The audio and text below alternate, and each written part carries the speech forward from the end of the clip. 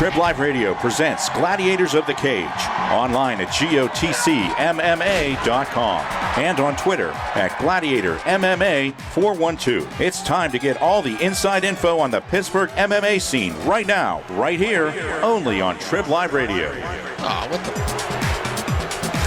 The hilarity continues. That is the MMA, every week. The MMA half hour.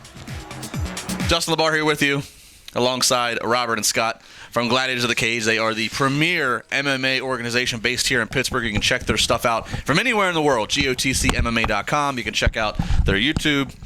And guys, we're starting off here again, always with our YouTube video on the TribLIVE Radio account. And Robert, we were talking about this last week. The perception that some have of Bellator in the MMA world, and that perception is going to get fueled and fired up again. Scott's back. We can tell already. Yeah, you jag-offs. He speaks without being cued, and he's taking his headphones off. So when you hear it sounds like a cat's strangling. That's what that noise is. He's oh man! All right, sorry to interrupt you, Justin. But no, sorry. February 19th. I'm turning my back to him. Everybody on Periscope can see I have turned my back to Scott. Oh, you jag-off. Bellator 149, February 19th in Houston, and I hope it's a handicap accessible cage because it's going to need all the ramps and giant stalls possible. As Royce Gracie, who has not fought in 9 years, he's 48 years old, up against a 52-year-old. That's the way Royce is going to feel. But Scott was choking me, by the way. Up against a 52-year-old Ken Shamrock. Well, here, I watched the announcements. I watched them on YouTube and the Facebook posts. They bring out Kurt Angle. So everybody's here expecting to see Kurt Angle. Shamrock was already out there. Everybody's saying they're expecting to see this almost like a WWE thing, except they didn't have the table in the front and they weren't fighting over top of the table. And, so here you got these two guys, and everybody's expecting Kurt Angle to make his announcement and his signing to fight, to fight Shamrock. And then all of a sudden he comes out, well, we're going to fight sometime. I want to be in a cage with you sometime, but not right now. And they said, your opponent's going to be your nemesis, Royce Gracie. Now, this will be the third time these guys have fought. The first time they fought was back in 1993. UFC 1, which was a tournament. Okay, and they fought multiple times in this tournament. 3 times in a night or something. Yeah, and it ended up that Royce ended up winning that particular one and going on and winning the UFC 1. Now, they fought again in 1995, UFC 5, where they fought to a draw. So, this now will be the third time.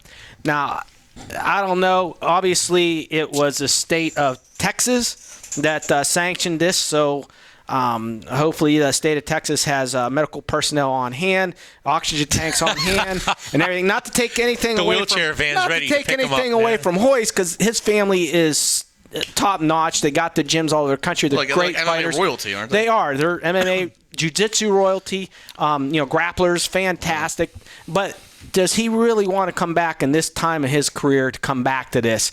I know he can't stand Shamrock because he runs his mouth all the time, but you got to get over that. Money talks. Money does talk. But what if he gets seriously hurt in there and he gets put in a wheelchair?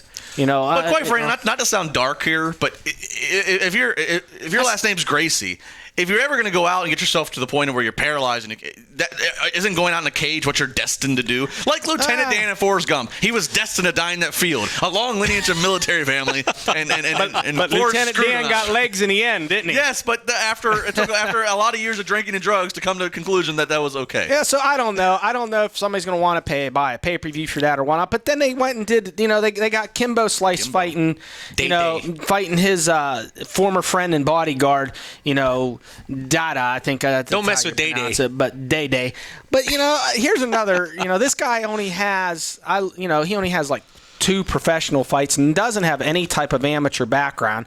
Neither did Kimbo at the time when he started fighting. But here you go. I mean, to me, this is nothing more than a way to try to sell tickets, and it may or may not work. But you know what? Nobody wants to have nobody wants to be carbon copy to the competition. So maybe they look at UFC as this and they say, you know what? We're going to take this identity. So what are they screw the negativity people want to say. They're still going to pay to watch. Carbon copy what? The WWE? I mean, what's the identity you're trying to create? What I mean is maybe they say, you know what, the UFC is looked at it this way, or maybe that has more respect or more priority in how they determine contenders and fights. We're gonna take a little flavor of entertainment in WWE style, and we're gonna be a contrast. to them. Good luck to him, but I'm not buying a ticket. What do you think? Are you gonna be checking out Bellator? That's just the truth. I'm not gonna waste my time. Bellator 149. Are you gonna check it out? Make sure you like and comment. Let us know what you're thinking.